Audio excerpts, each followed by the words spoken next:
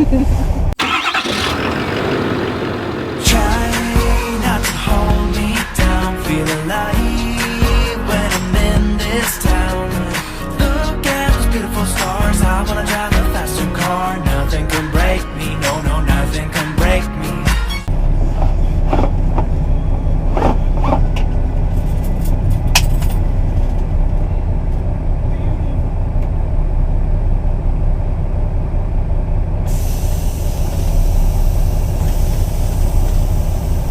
Welcome to Truck and Travel. I'm Derek. I'm Cinnamon. Sorry about the sound quality today, you guys. We forgot some of our mic hookups, and it's raining like we said it was probably going to. And also we'd like to say thank you to Mac, Flag City, and Finley. We'd also like to say thank you to BTS Truck Leasing. Get some awesome Mack trucks over there, and also big shout out to Farmer Ryan for letting us use the truck, or to Farmer Ryan for letting us use the trailer. So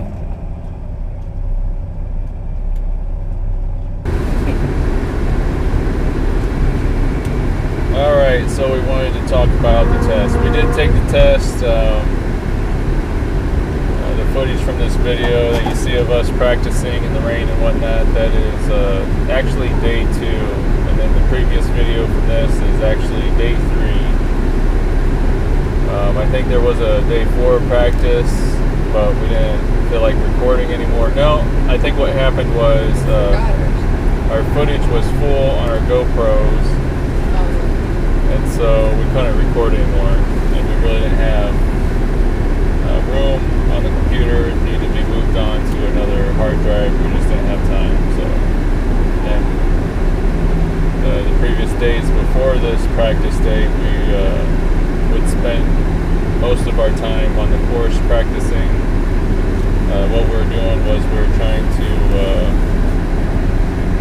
find pivot points on the truck, so that way once we had the steering wheel turned all the way and we backed up to a certain point, we could stop and then turn the steering wheel all the way to the other direction and then back up to a certain point and then stop, and then go by our gut feeling on what felt right. And that's basically what we're doing, and we're doing that because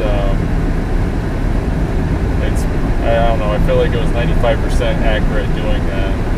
And what our main goal was to be able to complete the obstacle without having to stop and pull up, because that sacrifices a point. And basically what we're trying to do is, like, if we use no points on the first obstacle, you carry those points that you could have used on that one to the next one. So then the next one we'd have more points to use up if we needed them. But our main goal was to be able to perfect it, so that way we didn't need any points, so that way at the end, if we needed them, we would have a little bit more breathing room. I think our obstacle practices overall went really good, but we ended up, how did we do, Cinnamon? We both ran out of time for the pre-trip. Yeah. When I took it, when I was done, the lady that the Cdl examiner, she actually walked me through and showed me everything that I missed and stuff, was going over it, and she said, I know you know what you're talking about and stuff, but you're taking too long on each thing. And I talked fast too, but what she meant by it was I was saying like 3 or 4 things per thing that I was pointing out. She said, give me 2 things and then you're good. She said, and then you move on. You were just taking too much time and giving me all this unnecessary information. She's like, this is what I'm looking for. This is, what you did. Do you have any questions? And it was very nice of her to go over some stuff. And so that'll really help for next time, just so we have time between when we took it and the next time that we are going to be taking it, where we're going to going to write out like an outline, and we're going to memorize it, so then we can, you know, keep reiterating it is what we're going to have to do, so that we can just move through it and know all of our parts and everything like that. So. And then you pointed at some things, right? Oh, and there was a couple of things where, like, if you were going to get 1 point, you had to name like 2 different parts. Like, each part you name 2 things to describe what you're checking, but there'd be 2 or 3 different, you know, individual parts, and I would not name like 1 thing. So even though I named 2 out of the 3, I didn't get the 1 point for it. And there was several of those where I just missed 1 thing, like the airbags. I didn't name the air mount. Not that they were mounted securely, because that's a description of what I would check. I would check if they were mounted securely. But there's an airbags mount. That's a piece in itself, and then there's the airbags. So I would check each part individually. But I didn't get the points for talking about how I would check the air mount or the airbags, because I didn't mention also the air mounts. So there were several of those, and I think you have to have a 67 points minimum to pass, and I got 60, and I ran out of time before I got everything. And so she also was going over, okay, this is what I would do so that you don't have to wait for the examiner to get out and then check all the front lights and then get back in and do the air brakes test. She said, leave the outside lights for the very end. She said, because you're not going to get as many points, and then you have to wait, you know, if you do the lights at the very end for her to physically examine all the lights, she's already out there, or he is already out there. So all you'd have to do is, if you did have the time at the end, would be to hop into the semi and then have them while they're out there, you know, check the different lights. There's plenty of other parts to be able to get the amount of points that you need and everything too.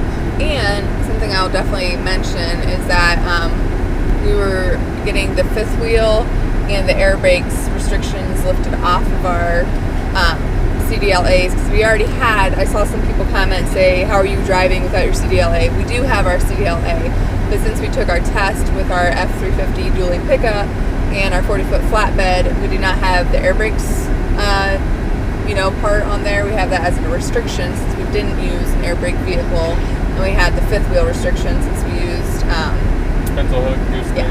Yeah, a gooseneck. So anyways, when we went over before we took the Cdl A test this last time, when we were going over the pre-trip, we didn't spend as much time on it, and plus we were learning new terms that had to deal with the 5th wheel because we're new to it, you know. So it was hard. I think I called something by the wrong name, so she couldn't give me the points for it. So that was a point. You know what I mean? So I'm fairly confident that we're going to pass the pre-trip next time. We're going to see if we have time also again to get the truck and trailer, because we got the trailer from a farmer who let us use the trailer, but the next test that we have scheduled is right around the time that they're going to be using it, so we have to kind of collaborate with them and see if we can even borrow it ahead of time to re-practice the maneuverability skills and all that. So chances are we won't be able to practice with the obstacle just because the time will be short. And so for me, when I took the test, I also ran out of time. And accidentally hit the brakes off the cruise. So what I did was I was naming off crap I didn't need to talk about. Like I was talking about the turbo being securely mounted and blah blah blah, and she doesn't even care about the turbo. So I was talking about parts that she didn't even care about. So I was inspecting things that wasn't necessary, and I was wasting time that way. And then I was also naming off more than 2 things per item. So that would also take time. And then for me, like, you have the steering tires, and then you have like the back tires on the tractor, and then you have the trailer tires. And where it's doubled up, like on the back of the tractor, I was saying, you know, I would check the front and rear springs on both of these tires, and I would do dotted out on both of these. She's like, you wasted time by doing that and pointing out on each tire, because all you had to do is one set. If you know, if you pointed to this tire, I knew that you were doing the same for the tire that's right beside it and the one that's across from it also.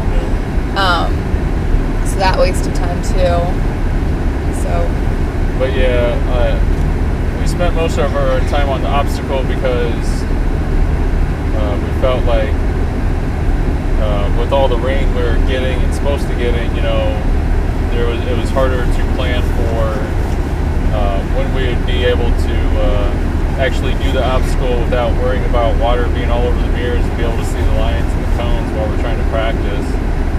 And we still wanted to practice when it was raining, because if it ended up raining during the test, you know. Yeah, like we still did practice in the rain, but when it was dry, we definitely wanted to practice outside. And plus, we wanted to save the pre-trip practice for the very last, so that way it's stuck in our memory longer. Because if we would have done it at the beginning, there's a few days where it's not going to really stick. You got time to forget about it. So we're trying to do a happy medium. When we took the Cdl A last year for our truck, we actually failed the pre-trip first and then came back and passed everything. So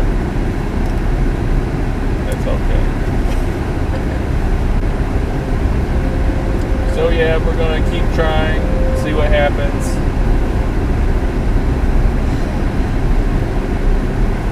But we'll definitely do some study between now and then, so that should definitely help. All right, well, thank you guys so much for watching us practice and following our journey in life and what we do in transportation and just careers. And cheering us on. We really appreciate the positive feedback from you guys. It's and very uplifting, Thank you. This is, like, if you think about it, this is our private life and we are making it public. So we do appreciate it that there's positive people out there that help us along the way. So God bless you guys. See you. Bye. I wanna drive a faster car, nothing can break me, no, no, nothing can break me. Try not to hold me down, feel alive when I'm in this town. Look at the beautiful stars, I wanna take a trip to Mars. Nothing can break me, no, no, nothing can break me.